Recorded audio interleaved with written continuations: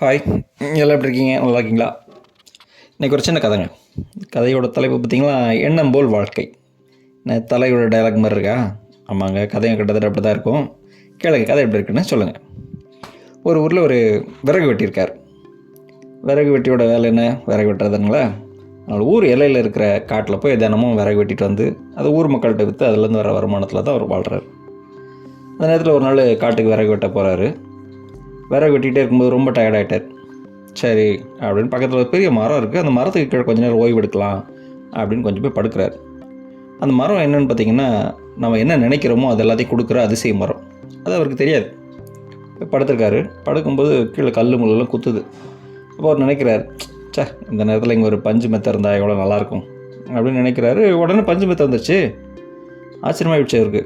என்னோட இது இப்போ தான் நம்ம மனசில் நினச்சோம், பஞ்சு மெத்தையில் கிடக்குது, நம்ம இருக்கிறோமே அப்படின்னு நினச்சி சரி அப்படின்னு கொஞ்சம் நேரம் படுத்துகிட்டே இருக்கும்போது ரொம்ப நேரம் விறகு வெட்டினார் இல்லையா, கை காலெலாம் வலிக்குது.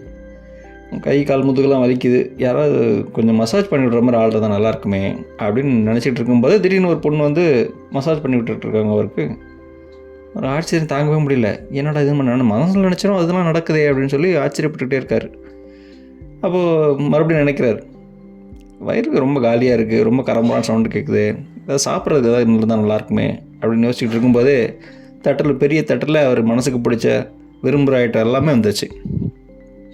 எல்லாத்தையுமே சாப்பிட்றாரு. சாப்பிட்டு முடித்தோடனே உண்ட மயக்கம் தொண்டனுக்கு உண்டு இல்லையா, அதனால் தூங்க போகிறாரு. தூங்க போகும்போது அந்த மசாஜ் பண்ண வந்த பெண்ணையும் அனுப்பிச்சிட்றாரு. நீங்கள் போங்கம்மா அப்படின்னு சொல்லி அனுப்பிச்சி விட்டுட்டாரு. இப்போ தூங்க போகிறாரு. தூங்க போகிறதுக்கு முன்னாடி திடீர்னு ஒரு பயம் வருது.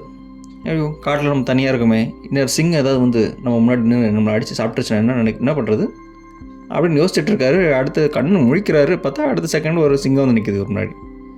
ஒரே அடி தான், ஆள் காலி, செத்து போயிட்டாருங்க. இதுதாங்க எண்ணம் போல் வாழ்க்கை. எப்போவுமே நேர்மறையாக யோசிக்கிறவங்க எல்லாத்துக்குமே பார்த்திங்கன்னா மன அழுத்தத்தை வந்து நல்லா மேனேஜ் பண்ணக்கூடிய திறமை இருக்குது அப்படின்றாங்க. எந்த பிரச்சனை வந்தாலும் வாழ்க்கையில் சமாளிக்கிறதுக்கான திறமை அவங்களுக்கு ஜாஸ்தி இருக்குதாங்க.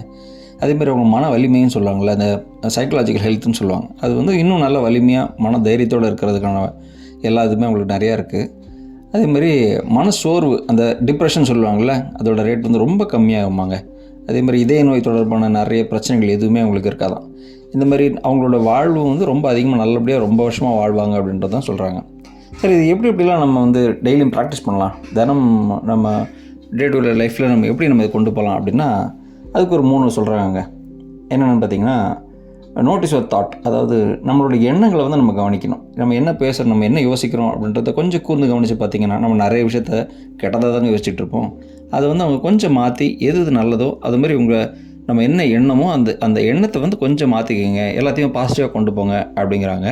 ரெண்டாவது வந்து தினமும் வந்து நம்ம டைரி எழுதுகிற பழக்கம் கொண்டு வரணும். அந்த டைரி எழுதுகிற பழக்கத்தில் நன்றி நிறையன்னு சொல்கிறதுக்காக விஷயத்தை எழுதுங்க அப்படின்ற மாதிரி சொல்கிறாங்க.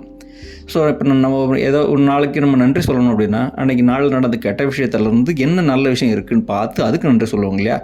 ஸோ அப்படி சொல்லும்போது நம்மளுக்கு வந்து பாசிட்டிவ் தாட் நிறையா வரும். அதாவது நேர்மறையாக நம்ம எல்லா பிரச்சனைகளும் அணுகுவோம் அப்படின்னு சொல்கிறாங்க. இன்னொன்று வந்து நமக்கு நம்மளே நேர்மறையாக பேசிக்கிறது.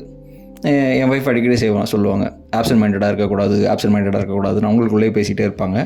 ஸோ இது மாதிரி பார்த்திங்கன்னா நம்மளுக்கு அந்த நேர்மறையாக வந்து பேசிகிட்டே வந்து பண்ணிக்கிட்டு இருந்தோம்னா இது வந்து சீக்கிரமாக கொண்டு வந்துடலாம் அப்படின்னு சொல்கிறாங்க.